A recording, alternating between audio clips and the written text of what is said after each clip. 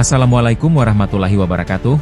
Pernahkah kamu membayangkan, kota tempat kita tinggal hari ini ternyata menyimpan jejak ribuan tahun sejarah? Bayangkan, sebelum Jakarta berdiri, sudah ada kota-kota megah yang menjadi pusat peradaban, perdagangan, bahkan tempat berkumpulnya ulama dari seluruh dunia. Di video ini, kita akan menjelajah waktu dan mengungkap kisah 5 kota tertua di Indonesia, yang tak hanya tua, tapi juga penuh makna dan warisan budaya luar biasa. Yuk, kita mulai petualangan sejarah ini, karena untuk mencintai Indonesia, kita harus kenal dulu akarnya. Sebelum itu, jangan lupa untuk like, komen, subscribe dan share agar kalian tidak ketinggalan video-video menarik lainnya yang selalu kami hadirkan di sini. Manakah kota tertua di Indonesia? Sebagai ibu kota negara dan pusat denyut ekonomi nasional, Jakarta sering dianggap sebagai kota dengan sejarah yang paling panjang dan penuh dinamika. Gedung-gedung pencakar langitnya berdiri berdampingan dengan bangunan kolonial yang menjadi saksi bisu berbagai fase perubahan politik dan sosial di tanah air. Namun, tahukah kamu bahwa ternyata ada beberapa kota lain di Indonesia yang usianya jauh lebih tua dari Jakarta? Ya, bahkan ratusan tahun lebih tua, dan sebagian telah menjadi pusat peradaban sejak zaman kerajaan Hindu-Buddha dan awal Islamisasi di Nusantara. Jakarta, yang pada tahun 2025 genap berusia 498 tahun sejak dikenal dengan nama Sunda Kelapa dan kemudian Jayakarta, ternyata tidak menduduki peringkat pertama dalam daftar kota tertua di Indonesia. Sejarah mencatat bahwa ada sejumlah kota yang telah berkembang jauh sebelum Jakarta menjadi pusat kekuasaan kolonial VOC pada abad ke-17. Kota-kota ini dulunya adalah jantung kerajaan besar, pelabuhan dagang internasional, dan pusat penyebaran agama serta kebudayaan. Kehadiran kota-kota tersebut bukan hanya menjadi jejak arkeologis belaka, tetapi juga merepresentasikan kelahiran urbanisasi di Nusantara, jauh sebelum konsep kota modern diperkenalkan oleh penjajah Eropa. Mereka tumbuh dari perkampungan agraris, pelabuhan niaga, hingga kota kerajaan yang strategis secara geografis maupun politik. Kota-kota inilah yang menjadi cikal bakal munculnya peradaban lokal yang kompleks dan berdampak hingga hari ini.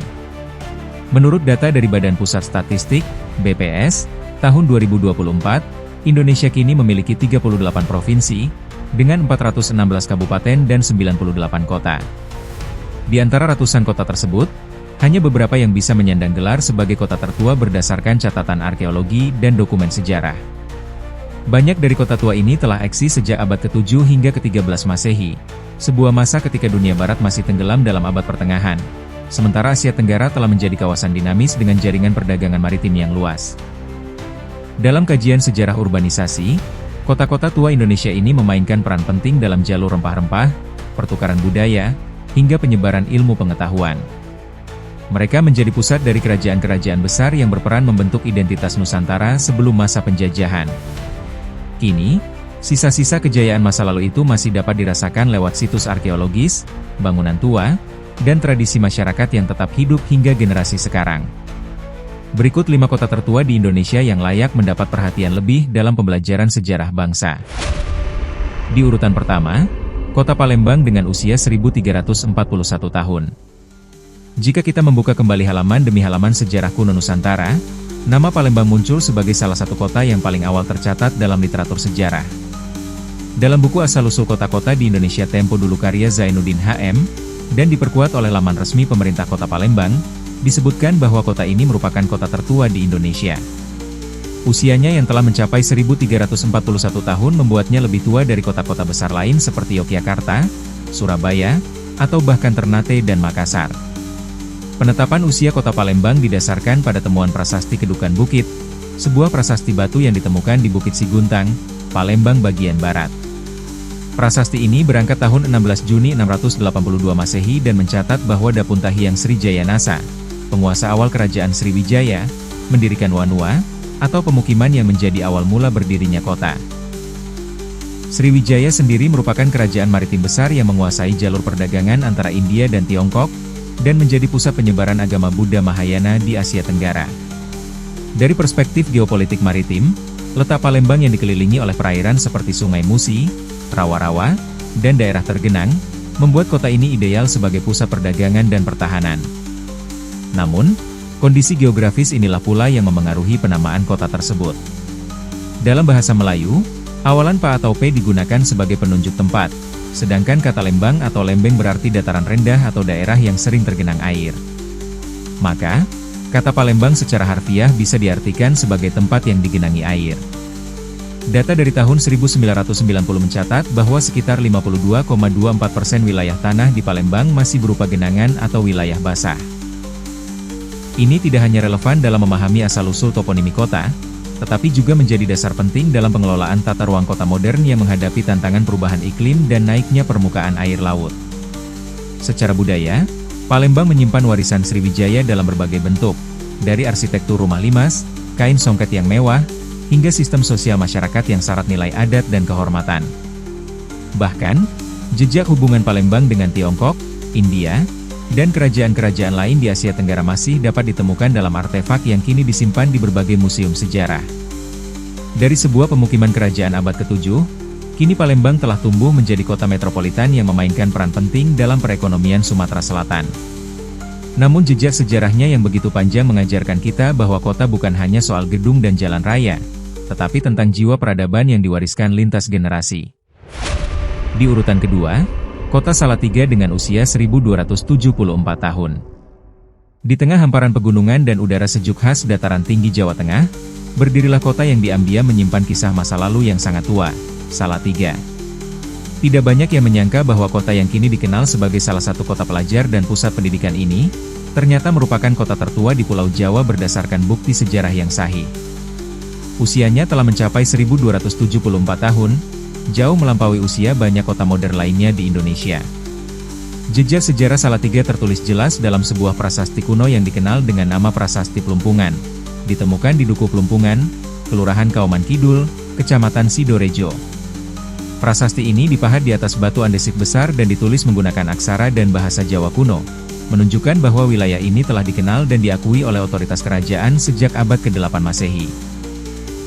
Inilah salah satu bukti otentik yang menjadi dasar penetapan hari jadi kota Salatiga pada 24 Juli 750 Masehi, sebagaimana diatur dalam Peraturan Daerah Tingkat 2 Nomor 15 Tahun 1995. Dalam prasasti tersebut, wilayah yang kini disebut Salatiga dahulu dikenal dengan nama Hampra, dan memiliki status khusus sebagai daerah perdikan atau swatantra. Ini bukanlah sekadar istilah administratif biasa, melainkan bentuk kehormatan tinggi dari kerajaan pada masa itu. Sebuah daerah perdikan dibebaskan dari kewajiban membayar pajak, sebagai tanda penghargaan karena dianggap berjasa besar bagi kerajaan. Status ini biasanya diberikan kepada wilayah yang dianggap suci, strategis, atau telah memberikan kontribusi penting, baik dalam aspek militer, spiritual, maupun ekonomi. Lebih dari sekadar wilayah administratif, Hampra adalah simbol keharmonisan antara rakyat dan penguasa pada masa klasik. Keputusan untuk memberikan status perdikan juga menunjukkan bahwa kerajaan kala itu telah memiliki sistem pemerintahan yang kompleks, dengan penghargaan dan insentif yang bersifat struktural. Ini adalah bentuk awal dari konsep otonomi daerah yang sudah dikenal jauh sebelum masa kolonial. Yang menarik, penulisan prasasti Plumpungan dilakukan oleh seorang citraleka, yaitu pujangga atau juru tulis istana, dengan bantuan dari seorang pendeta atau resi. Ini menandakan bahwa dalam budaya Jawa kuno, penulisan dokumen resmi bukan hanya soal informasi administratif, tetapi juga merupakan bagian dari ritual spiritual. Salah satu kalimat yang tertulis dalam prasasti tersebut adalah Srir Astu Swasti Prajabyah, yang bermakna, semoga bahagia, selamatlah rakyat sekalian. Kalimat ini mencerminkan filosofi kepemimpinan raja yang menempatkan kesejahteraan rakyat sebagai tujuan utama pemerintahannya, sebuah nilai yang relevan hingga hari ini. Dari perspektif teknologi penulisan, penggunaan batu andesit sebagai media menunjukkan betapa pentingnya pesan yang ingin disampaikan. Tidak seperti kertas atau daun lontar yang mudah rusak, batu dipilih karena kekuatannya menahan waktu, dan hingga kini masih dapat dibaca dan diteliti oleh para sejarawan dan arkeolog. Ini adalah teknologi dokumentasi informasi yang sangat canggih untuk ukuran zamannya. Kini, Salatiga telah bertransformasi menjadi kota modern yang tetap menjaga keasrian lingkungan dan budaya lokalnya. Meskipun telah mengalami berbagai gelombang perubahan zaman, mulai dari masa kerajaan, kolonialisme Belanda, hingga era kemerdekaan, roh sejarah kota ini tetap hidup, baik dalam bentuk situs purbakala, museum, hingga pelestarian budaya Jawa dalam kehidupan sehari-hari. Dari sebuah daerah perdikan kecil di lereng gunung, Salatiga berkembang menjadi kota bersejarah yang mengajarkan kita pentingnya menjaga nilai-nilai penghargaan, harmoni, dan kesejahteraan rakyat sebagai fondasi peradaban yang berkelanjutan. Di urutan ketiga, Kota Kediri dengan usia 1145 tahun. Dikenal luas sebagai kota tahu karena kuliner khasnya yang merakyat, Kediri menyimpan rahasia sejarah yang jauh lebih besar daripada sekadar kelezatan masakannya. Di balik jalan-jalan kota yang kini ramai oleh aktivitas ekonomi, pendidikan, dan perdagangan, tersimpan kisah panjang tentang kejayaan masa lalu yang membuat Kediri layak menyandang gelar sebagai salah satu kota tertua di Indonesia. Menurut Prasasti Kuak, sebuah sumber sejarah penting yang menjadi pijakan dalam menentukan hari jadi kota ini, Kediri telah berdiri sejak 27 Juli 879 Masehi. Itu artinya, pada Juli 2025, Kediri akan genap berusia 1146 tahun, usia yang melampaui banyak kota tua di Asia Tenggara. Keberadaan prasasti ini tidak hanya mengukuhkan eksistensi Kediri dalam catatan sejarah, tetapi juga memperlihatkan bahwa wilayah ini sudah memiliki sistem pemerintahan dan identitas kultural sejak era awal kerajaan-kerajaan Hindu di Jawa. Dalam laman resmi pemerintah Kota Kediri, dijelaskan bahwa kota ini memiliki semboyan Jojo ing Bojo, yang berarti mengalahkan mara bahaya. Semboyan ini bukan sekadar ungkapan puitis, melainkan manifestasi dari mentalitas warga Kediri yang sejak dulu dikenal tangguh, berani, dan penuh daya juang dalam menghadapi segala bentuk tantangan, baik dari alam maupun dari konflik politik dan kekuasaan. Kediri bukan hanya tempat lahirnya masyarakat yang gigih, tetapi juga merupakan pusat kekuasaan penting di masa lampau, khususnya pada abad ke-11, ketika kerajaan Kediri berdiri megah sebagai penerus Wangsa Isyana setelah kerajaan Mataram kuno mengalami kemunduran. Berdasarkan temuan arkeologi pada tahun 2007, ditemukan berbagai artefak penting yang menunjukkan bahwa wilayah Kediri adalah pusat pemerintahan dan kebudayaan kerajaan Kediri, yang dikenal sebagai kerajaan Hindu bercorak Syaifa, pemujaan kepada Dewa Siwa. Di masa kejayaannya, kerajaan ini bahkan menguasai sebagian besar wilayah Jawa Timur dan menjalin hubungan diplomatik serta dagang dengan wilayah Asia lainnya.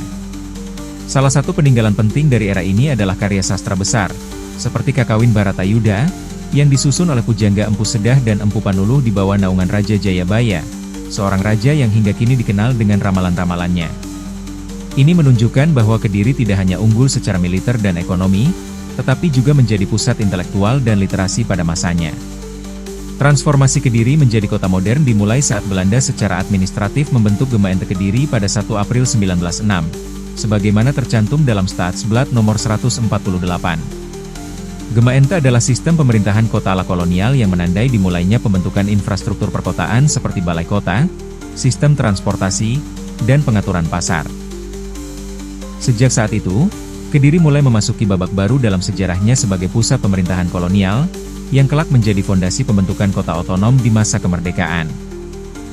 Dari perspektif sejarah kota, Kediri merupakan contoh sempurna bagaimana warisan kerajaan kuno dapat terus hidup berdampingan dengan semangat pembangunan modern. Situs-situs seperti Candi Tegowangi, Candi Surawana, dan Museum Airlangga menjadi bukti fisik dari perjalanan panjang kota ini, sekaligus menjadi jendela masa lalu bagi generasi masa kini. Dari pusat kerajaan besar yang mempengaruhi sastra dan politik Jawa, hingga menjadi kota yang kokoh dalam menghadapi zaman, Kediri mengajarkan kita bahwa ketangguhan dan kearifan lokal adalah kekuatan sejati yang tak lekang oleh waktu.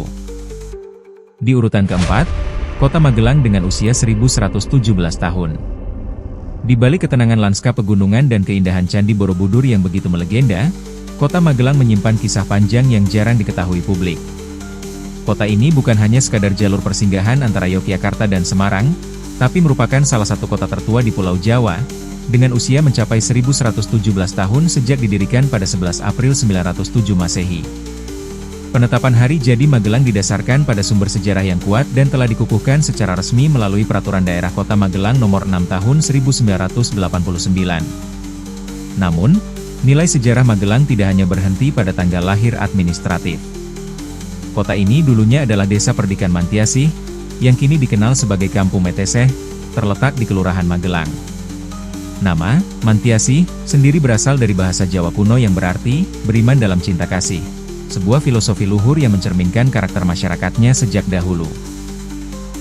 Religius, penuh welas asih, dan hidup harmonis dengan alam serta sesamanya. Salah satu peninggalan fisik dari masa itu yang masih bisa ditemukan adalah lumpang batu, yang diyakini sebagai tempat berlangsungnya upacara penetapan status sima atau perdikan. Dalam konteks kerajaan Jawa kuno, Daerah Sima atau Perdikan adalah wilayah yang dibebaskan dari pajak oleh raja, biasanya sebagai bentuk penghargaan atas jasa, kesetiaan, atau kesakralan tempat tersebut. Penetapan ini bukan sembarangan, ia dilakukan melalui proses ritual dan administratif yang rumit dan disahkan dengan prasasti resmi yang ditulis di atas lempengan tembaga. Beberapa prasasti penting yang mencatat sejarah awal kota Magelang antara lain Prasasti Poh, Prasasti Gilikan, dan Prasasti Mantiasi.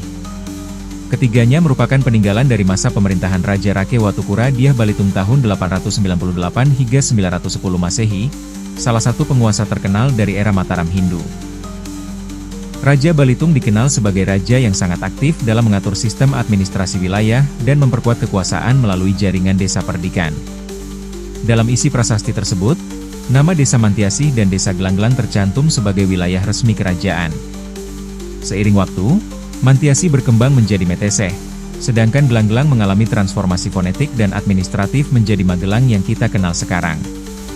Perubahan ini tidak hanya menunjukkan dinamika bahasa, tetapi juga transformasi sosial budaya dari desa agraris ke kota yang strategis secara ekonomi dan militer. Yang menarik, prasasti tersebut juga menyebutkan Gunung Susundara dan Wukir Sumbing, yang kini kita kenal sebagai Gunung Sindoro dan Gunung Sumbing. Keberadaan dua gunung tersebut tidak hanya menjadi batas geografis, tapi juga bagian penting dalam kosmologi dan spiritualitas masyarakat Jawa kuno. Gunung dianggap sebagai tempat tinggal para dewa dan pusat energi alam, sehingga wilayah di sekitarnya sering dianggap suci dan strategis. Dengan posisi geografis yang berada di antara dua gunung, Magelang menjadi titik penting dalam jalur dagang dan komunikasi antar kerajaan. Bahkan pada masa kolonial Belanda, kota ini dijadikan pusat militer, yang kemudian memperkuat infrastruktur dan jaringan transportasinya. Hingga kini, Magelang tetap mempertahankan identitasnya sebagai kota bersejarah yang tenang, tertib, dan penuh nilai kebudayaan. Dari sebuah desa perdikan yang diberkahi cinta kasih, Magelang telah berkembang menjadi kota strategis yang merekatkan warisan masa lalu dengan kehidupan modern. Di antara gunung-gunung dan prasasti tembaga, ia mengajarkan kita arti keseimbangan antara sejarah, budaya, dan alam. Di urutan kelima, kota Banda Aceh dengan usia 819 tahun. Dikenal dengan julukan Serambi Mekah, Banda Aceh bukan hanya ibu kota provinsi Aceh yang kini menjadi gerbang utama ke ujung barat Indonesia, tetapi juga merupakan salah satu kota tertua di Nusantara. Dengan usia lebih dari 8 abad, kota ini bukan hanya saksi sejarah panjang Aceh, tapi juga salah satu pusat awal peradaban Islam di Asia Tenggara. Menurut data dari laman resmi pemerintah kota Banda Aceh, kota ini didirikan pada hari Jumat, 1 Ramadan 601 Hijriah atau 22 April 1205 Masehi oleh Sultan Johansyah, pendiri Kesultanan Aceh Darussalam. Saat itu, kota ini dikenal dengan nama Bandar Aceh Darussalam, yang dalam bahasa Arab berarti, Pelabuhan Aceh yang diberkahi dan damai. Nama ini mencerminkan misi awal pendirian kota, sebagai pelabuhan dagang sekaligus pusat dakwah Islam. Dalam lintasan sejarahnya, Banda Aceh berkembang pesat sebagai pusat perdagangan internasional dan pusat pendidikan Islam. Letaknya yang strategis di ujung utara Pulau Sumatera menjadikan kota ini sebagai simpul penting jalur pelayaran Selat Malaka, yang pada masa lampau merupakan salah satu jalur perdagangan tersibuk di dunia. Para pedagang dari berbagai penjuru dunia, Arab, Turki, Persia, India, Tiongkok, hingga Eropa, datang silih berganti, membawa komoditas, budaya, serta pengetahuan. Namun, Banda Aceh tak hanya menjadi tempat transaksi ekonomi. Kota ini juga berkembang menjadi kiblat intelektual dan spiritual Islam di wilayah Asia Tenggara. Banyak ulama, santri, dan pelajar dari Timur Tengah datang ke Banda Aceh untuk belajar agama dan ilmu pengetahuan lainnya. Pada masa itu, sistem pendidikan berbasis masjid dan dayah, pesantren tradisional Aceh, berkembang pesat. Tidak heran bila Banda Aceh dijuluki sebagai kota intelektual muslim pertama di kawasan ini, jauh sebelum kota-kota lain memiliki lembaga pendidikan formal berbasis Islam. Puncak kejayaan Banda Aceh terjadi pada masa pemerintahan Sultan Iskandar Muda tahun 1607 hingga 1636, seorang pemimpin visioner yang tak hanya memperluas wilayah kekuasaan Kesultanan Aceh hingga ke Semenanjung Malaka dan Sumatera bagian tengah, tapi juga memperkuat ekonomi, militer, dan pendidikan. Di bawah kepemimpinannya, Banda Aceh menjadi pusat kekuasaan maritim yang disegani. Armada Laut Aceh saat itu mampu menandingi kekuatan kolonial Portugis dan Belanda, yang sedang memperluas pengaruhnya di Asia. Sultan Iskandar Muda juga mendorong pertumbuhan arsitektur Islam di kota ini. Salah satu peninggalan penting dari era ini adalah Masjid Baitur Rahman, yang kemudian direnovasi pada masa penjajahan Belanda dan kini menjadi ikon spiritual dan budaya Aceh. Selain itu, sistem hukum Islam mulai diberlakukan secara luas di kota ini dan diterapkan dalam kehidupan sehari-hari masyarakat. Transformasi Banda Aceh dari pelabuhan kuno menjadi kota modern tak lepas dari dinamika sejarah panjang, termasuk kolonialisme, perang, serta bencana besar seperti tsunami tahun 2004. Namun, seperti namanya, Darussalam, Banda Aceh selalu bangkit dalam damai dan membangun kembali jati dirinya sebagai kota spiritual, historis, dan resilient. Dari pelabuhan dagang dan pusat dakwah Islam di abad ke-13, hingga menjadi simbol ketangguhan dan keteguhan budaya Islam di Indonesia, Banda Aceh membuktikan bahwa kota bukan hanya sekadar tempat tinggal, melainkan tempat sejarah, identitas, dan peradaban bertumbuh. Luar biasa, ya. Dari Palembang yang jadi pusat kerajaan Sriwijaya, sampai Banda Aceh yang disebut Serambi Mekah, setiap kota punya kisah yang meneguhkan bahwa Indonesia dibangun di atas pondasi peradaban yang kaya dan mendalam. Semoga video ini bikin kamu makin bangga jadi bagian dari negeri ini. Jangan lupa untuk like, share, komen, dan subscribe. Karena masih banyak cerita sejarah Indonesia yang menunggu untuk kita kupas bersama. Sampai jumpa di video selanjutnya, Sobat Sejarah. Wassalamualaikum warahmatullahi wabarakatuh.